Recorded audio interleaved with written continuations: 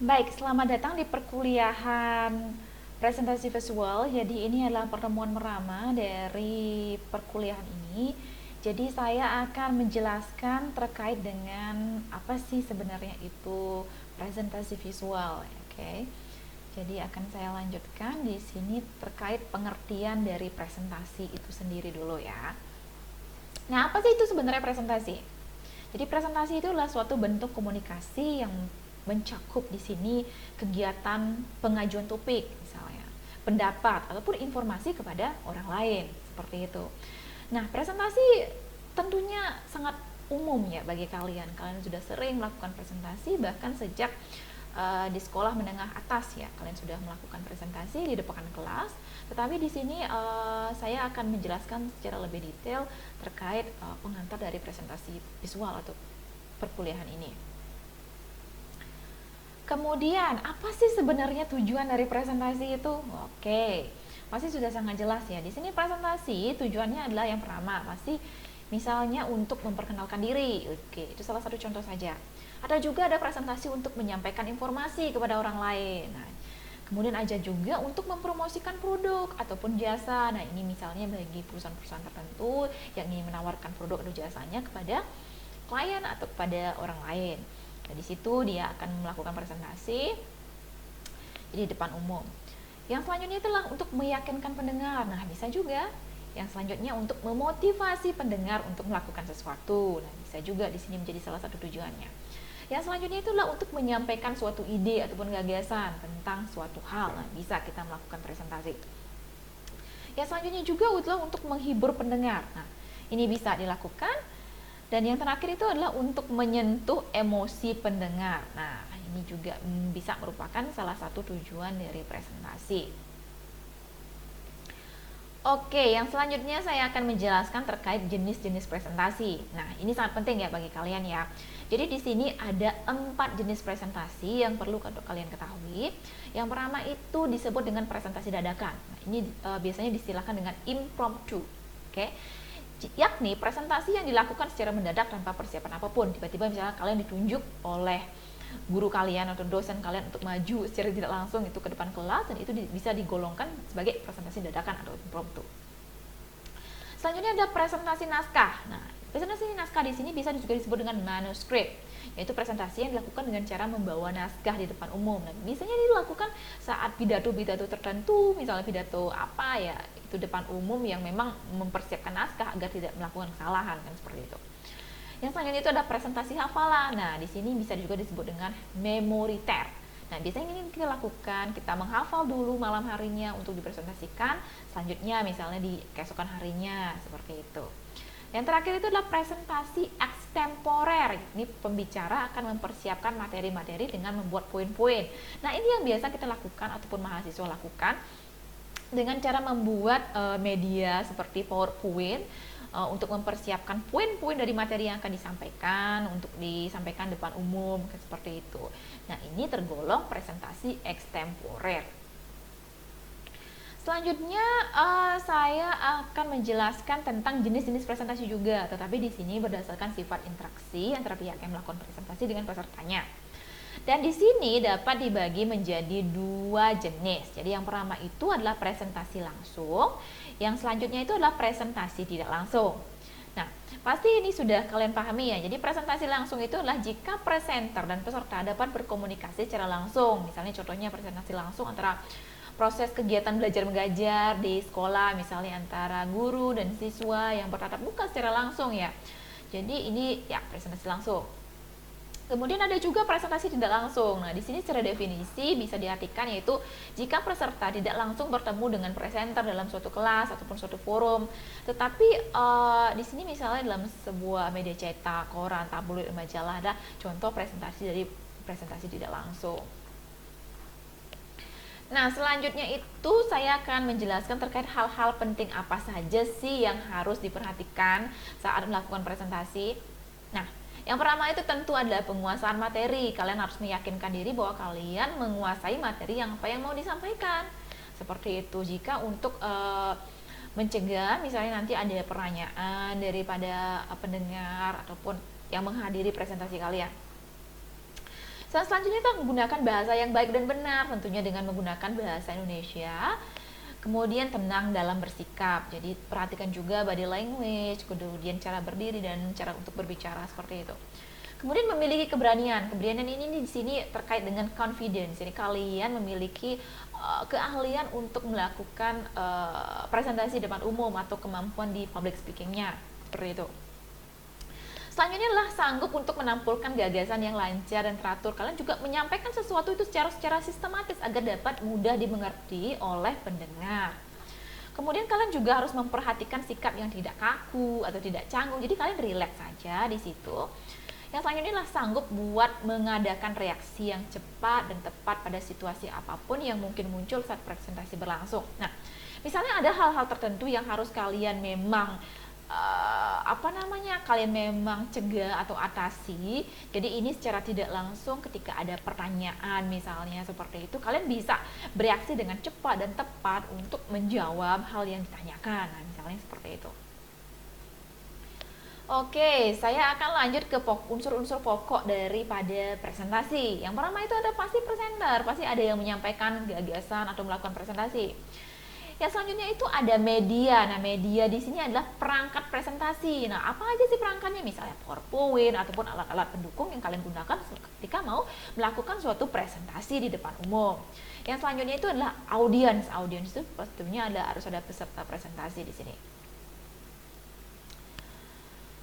Oke, yang selanjutnya itu adalah contoh. Nah, di sini adalah contoh dari presentasi. Misalnya presentasi antara guru di kelas. Nah, guru di kelas ya, istilahnya ketika mempresentasikannya itu menggunakan papan tulis, buku, handout ataupun hal lainnya sebagai media untuk melakukan presentasi. Ataupun misalnya di sini contohnya adalah presentasi antara sales dan juga calon konsumen. Nah, di sini media presentasinya berupa brosur, kemudian media visual seperti LHP, LCD dan lain-lain. Selanjutnya juga di sini adalah contoh presentasi yang lainnya adalah pembaca berita TV. Nah, ini juga disebut presentasi untuk menyampaikan info tertentu. Misalnya di sini peserta presentasi tersebut adalah para pemirsa televisi yang menonton saluran televisi, sedangkan media presentasinya adalah televisi. Oke, yang selanjutnya saya akan menyampaikan terkait faktor-faktor keberhasilan presentasi. Nah, di sini sangat perlu diperhatikan. Jadi menurut Wise 1995-31 menyatakan bahwa keberhasilan presentasi itu ditunjang oleh beberapa hal. Jadi di sini ada apa, siapa, mengapa, kapan, di mana dan bagaimana.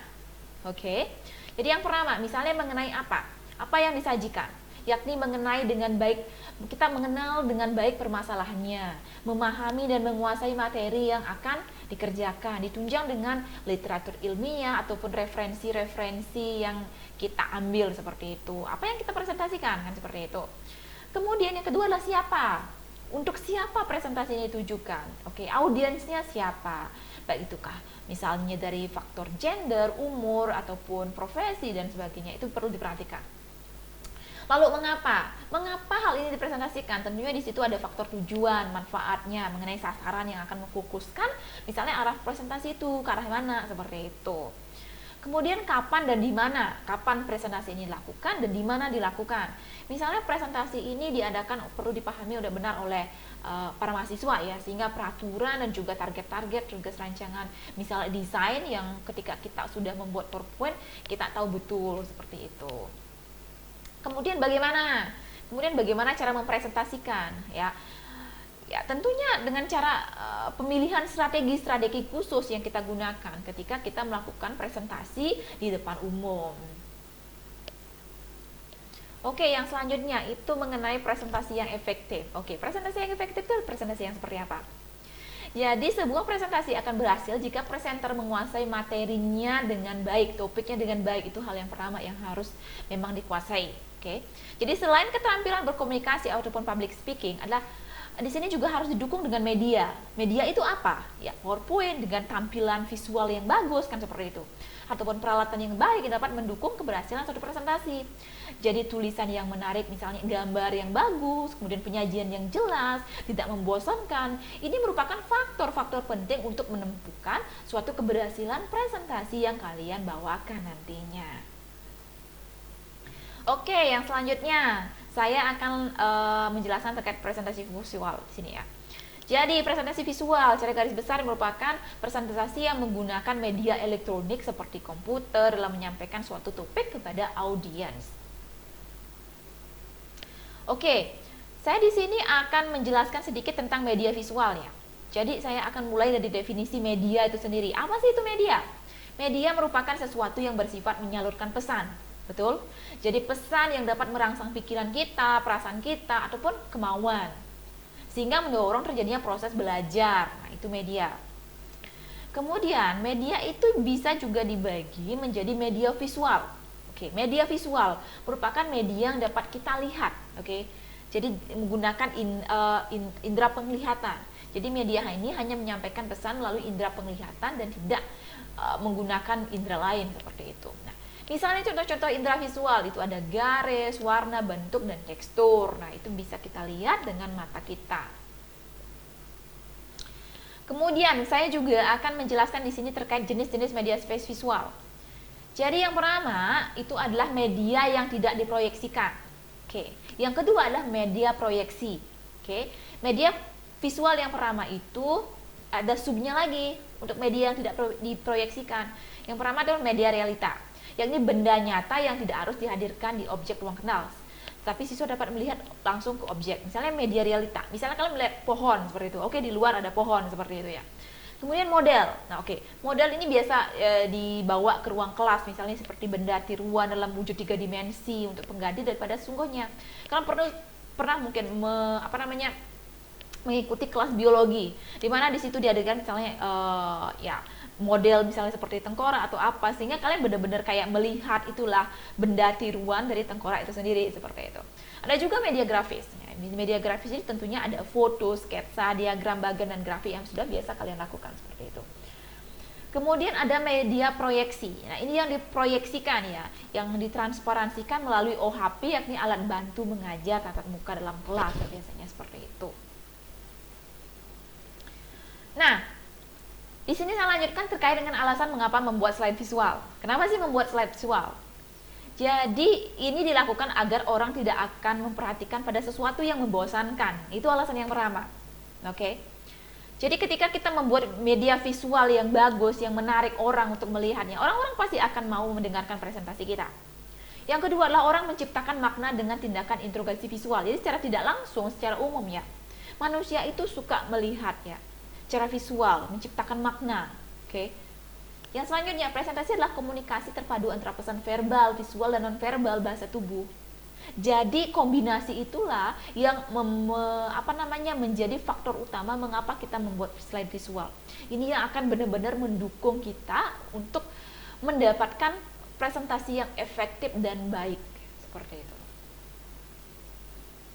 Kemudian di sini juga beberapa cara untuk membuat media presentasi. Tentunya kita menggunakan video misalnya. Jadi di zaman digital, serba digital ini kita benar-benar harus menguasai yang namanya teknologi. Tidak bisa tidak ya. Menggunakan video, menambahkan foto, menggunakan ikon, menggunakan grafik, ataupun menggunakan diagram. Itu harus benar-benar sudah kita kuasai dengan baik. Jadi ini adalah cara membuat presentasi yang baik. Nah, kemudian yang terakhir itu terkait dengan tujuan presentasi visual. Nah, ada beberapa tujuan nih seperti yang sudah saya sebutkan sebelumnya. Yang pertama untuk meyakinkan. Jadi di sini meyakinkan seseorang, misalnya memberi isi informasi, data-data, bukti yang disusun secara logis, sehingga itu bisa meyakinkan seseorang mengenai topik tertentu. Jadi antara kontradiksi, antara kejelasan, kalian sudah bisa memaparkannya dengan baik dan mengurangi ketidakjelasan seseorang terhadap presentasi yang sudah kalian lakukan depan umum seperti itu.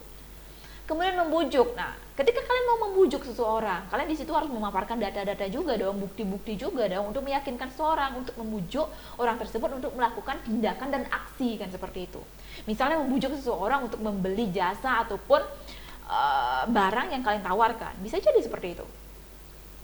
Dan bisa yang selanjutnya juga adalah untuk menginspirasi. Nah, presentasi tentunya juga untuk menginspirasi atau berusaha membangkitkan inspirasi seseorang, betul tidak?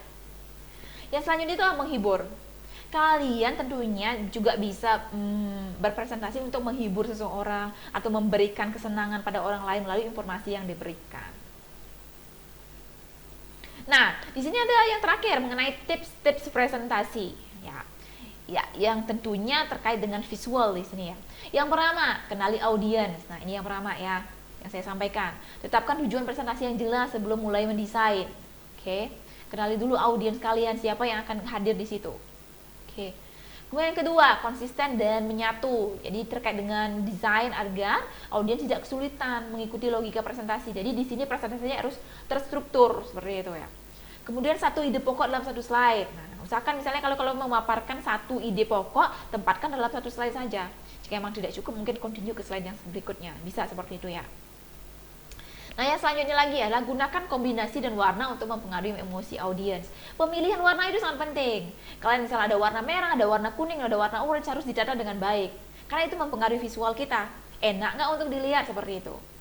Yang selanjutnya adalah untuk membuat outline yang runtut, logis, dan sebelum mendesain. Buat dulu outline-nya secara garis besarnya seperti apa untuk mempermudah kalian nanti menyusun PPT kalian seperti itu. Kemudian jika perlu gunakan animasi, efek suara, movies, atau link untuk memperjelas, untuk menarik ya perhatian daripada audiens itu sendiri. Itu sangat akan membantu. Kemudian yang paling terakhir adalah baru visualisasikan ide kalian, gagasan dengan data grafik ataupun gambar ilustrasi. Dan ini juga akan membantu jika untuk memaparkan angka-angka misalnya sebagai contoh. Oke, jadi itu sekian terkait dengan tips dari presentasi visual. Nah, jadi sekian pemaparan saya di pertemuan pertama ini tentang pengantar presentasi visual. Semoga kalian bisa memahami topik yang sudah saya sampaikan. Dan untuk PPT-nya bisa kalian download di e-learning.